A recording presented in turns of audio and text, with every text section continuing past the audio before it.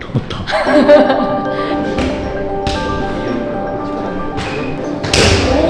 胴体の内側にこう響くとズドンという音に、音自体がちょっと変化します。ポンと後ろから打たれたら本当に確かにね。気失うかもしれない。すごい伝統空手道国際消灯館の金沢日和さん、組手と形の両方で世界チャンピオンになったこともある超本格派。おじいさんは空手界のレジェンド金沢博和先生、お父さんは国際消灯館の館長金沢信明先生という空手家系の3代目です。その日和さんが宮平保先生の道場で中国武術を体験しています。この時どんな気持ちだったのでしょう。まあやるしかないですよね。金沢日和だったらやるけど、日和としてはあんなのもう本当は嫌です。実際の体験映像と本音を語るアフタートーク、新番組日和エクスプレス、じっくりご覧ください。沖縄県浦添市にある天行健中国武術館。日和さん、なんだか口数が少ないですね。緊張してる。緊張してる。珍しい。映像で見てた場所。そうですよね。映像で見てた方々なんで。そうですよね。本当に。綺麗ですね。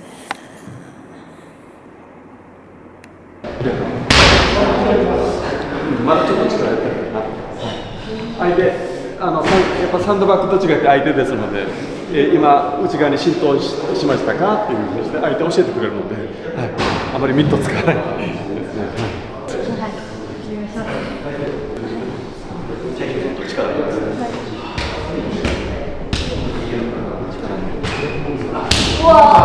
これでも痛いんですけど、今はまだかかりで言われていないです。次は出していって。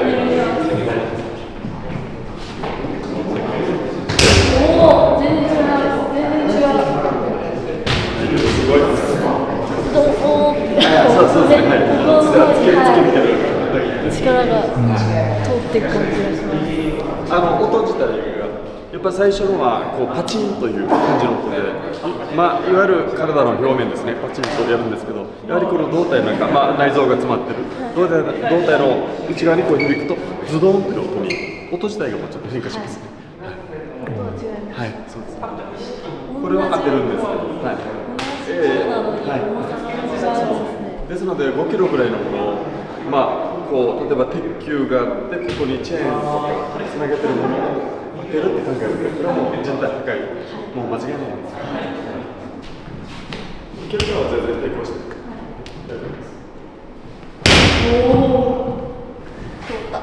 通った。一応ですね。はい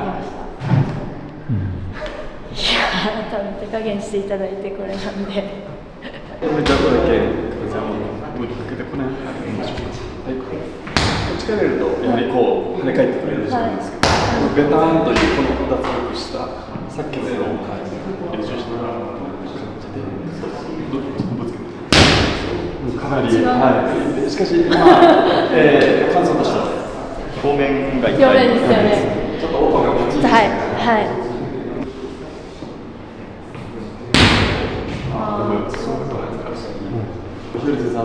小を開いた方がいいかもしれないですね。やはりこう逃げることでちょっと力が出やすいので、開いて、あとこのシーキーさんまで抜いてズドンですね。かなりどう？3回目にしてありがとうございます。痛いと思うんですけど、開いたら弱くなるかなっていう感覚でいたんですけど、全くそんなことないですね。なんか大丈夫ですか？全然大丈夫ですけど、あれ、準備してるんでまだあれですけど、こういう風にポンと後ろから打たれたら本当に確かにね。気失うかもしれない。確かに。ショックで。ひよりさんすごいパチン普通しないですよ女性。意外になんか平気そう強い強い強い強い。確かに。さあ日和さんの本音を聞いてみましょう。宮平保先生の道場に行って道場生たちの一般稽古に参加したと思うんですけれども、うわまずその時のことをちょっと聞きたいんですけれども、まずね具体的に言うと宮平先生のところでよくある背中をねバーンって叩く、普通に叩くとドーンっていう、表面が痛いけれども、脱力して打つと奥まで響くっていうのはありましたけれども、あれを日和さんは食らってましたね。打たれてました食らいますね。あれはでも沖縄にわざわざ宮平先生という大先生に教わるっていうので行ったので、やるしかないですよね。金沢日和だったらやるけど、日和としてはあんなのもう本当は嫌です。金沢日和と日和違うのね。そうでも怖いですよやっぱ。だって相手に背中向けてるわけですし、見えないから。バーンって叩かれて脱力したので叩かれてもなんか平気そうだったじゃないですか。なんか通ったとかなんか言ってましたけども、ちょっと平気な感じで頑張るんですけど、いやもう怖かったですし、痛いっていう表現あってるのかな。本当に先生もおっしゃってたように通るですよね。痛い表面的な痛いとは全然違くって、なんかストーンって背中から打たれて前に通っていく感覚。いやもう本当びっくりしました。本当はも宮平先生も結構驚いてました。日和さんがなんか平気そうですねとか。いやちょっと強がっちゃいましたけどね。強がってたんだ。でもやっぱり全く違うんですか。表面ドーンという表面にガンってくるのと通るっていうのは違う。全く違いますし、実際映像を見て分かる通り音自体が変わります。変わるね。当たった時の音自体が全然全く違うので、見ている方も多分分かると思うんですけど、やっぱりガンってやるのと脱力してやる時に結構難しかったですか。もちろん難しかったです。ただツボ時よりは感覚はつかみやすかったです。何回かやってそういう感じっていう風に言ってもらえたので、こういう感じねが感覚的には入ってきやすかったですね。稽古は相手をね務めてくれた小平春樹さんっていう若者が日和さんのボーンってのを受けて3回目にしてはすごい具体的なね。いやもうあんぐらいでも素直に言っていただかないと、ありがたいですね。結構その脱力して打つっていうのはやっぱり日和さんぐらいのキャリアがあってもなかなか難しいことなんですね。脱力しないとって思うとできないっていうのかな。思ってしまう、考えてしまうとやっぱ逆にそれが力になってしまうとっていうところが難しい。自分の中のコントロールが難しかったっていうですね。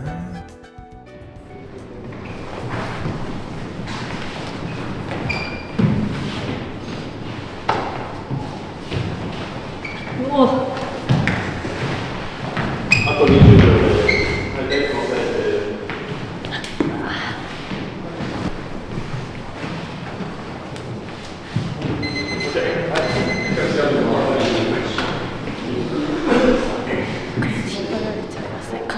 だからさっきおっしゃってた脱力できてればそんなに引っかかないんですけど、こちら側が相手に固まってほしい場合は強く打撃すると相手固まってくれるので、こうやると頭ゴツンいってしまいますね。もう一度、緊張させてこうやると固まりますね。ちょっとハル君が逆にちょっとやってみてください。で僕が固まるとガツンとやられるので、ごめん、手当たってしまうな打ってしまう。どうしても相手の反応で逆にこうここでうまく一気かに抜くかですよね、はい、といういろんな技を返すので、瞬時にこの瞬間というか、普通だとこの瞬間っていうのは固まりますので、いかに柔らかくするかですね。あと今こう水死やっててみんな例えば、こう向かい合ってやるんですけど、まあちょっと極論ですけど、じゃあこういう形に持っていきたいとします。非常に有利な形。じゃあどうやったら持っていくこう。じゃあこの形は便利ですよね。いろいろ攻撃、蹴り突きやってみるので、はい、こっち攻撃しやすい。じゃあこれを逆算して考えたらいいと思いますね。この形から相手はこれに反応するので、この手はこれに反応しますよね。そうするとこうなるとこっちを下ろす、こう打つとこっちから行ったりするとこの形になるという形のこう逆算をして、どうやったらこの手がこっちに動くとか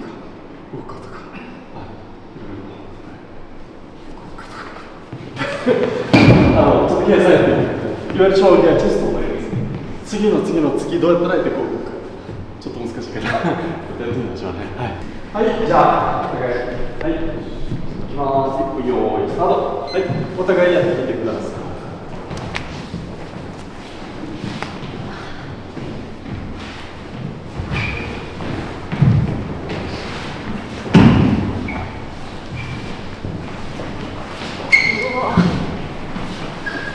気をつけてやって。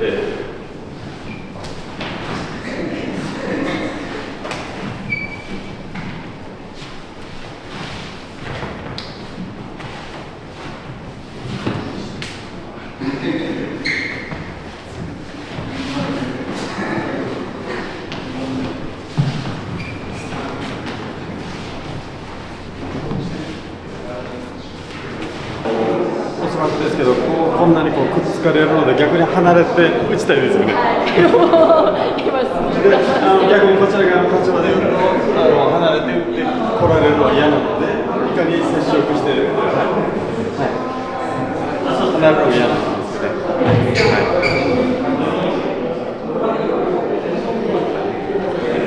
離れるどうかっていうところも考えたりする。どうやって自分の前に入っていくっていう練習で、離れてやる攻撃も中国武術もちろん必ずしも全員くっつけての戦い方ではないんですが、やっぱりどうしても必ずはやっぱり現行のスポーツ競技であっても格闘技でも離れて前からまず打撃してくっついてというふうになるように、必ずやっぱりこの接点がありますので、ここを徹底してこう練るんですよ。ここばっかり意識してこっちを全く考えてなかったりして、自信を使って考えてるんですね。いろんな例です。アイデアを浮かびます。全身を武器にすればいいという発想だと思うんですね。はい。拳、手刀、抜きっていうのもそうですし、連匹もそうですけど、それだけじゃなくて、前腕であったり、肩であったり、頭もそうですし、背中であったり、ももであったり、全身を武器にする。全部使えるんです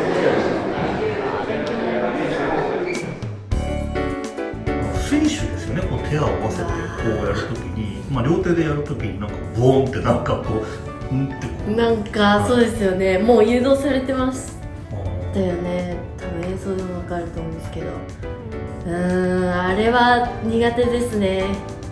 ちょっとこう手を合わせたところから始まるみたいな、今日のね映画でも結構ありましたけどこう手を合わせ、空手の練習は普段は手を合わせないところから始まりますけど、手を合わせてからが結構、リアルって気もしますよね。あれ見ちゃうんですよね。見ちゃうとより鈍くなると思います。何を見ちゃうんですか？目で相手の動きとかを見ると遅れるなっていうのは感じましたね。そっか。今回ひよりさんはやらなかったのかな。石井先生とかがいた時も白川先生、目をつぶってやると意外に対応できるっていうのを長径って宮平先生言ってましたけれども、今回やってないですね、ひよりさんはね。やってないです。いやでも多分その感覚わかりますね。見ちとらわれるな感じですよね。そうそうとらわれるな自分に言ってあ感げたいじるんだ。本当自分に言ってあげたい実際の体験映像とアフタートーク、本格派の空手家ならではの感想がとっても良かったですね。次回も日和エクスプレスお楽しみに。国際衝闘館の YouTube チャンネルでは空手家金沢日和さんの活躍もたっぷり見れますよ。ぜひ登録してみてください。 Everyone is a hero in 黒帯ワールド。黒帯ワールドでは誰もがヒーロー、もちろんあなたも。それではまた黒帯ワールドでお会いしましょう。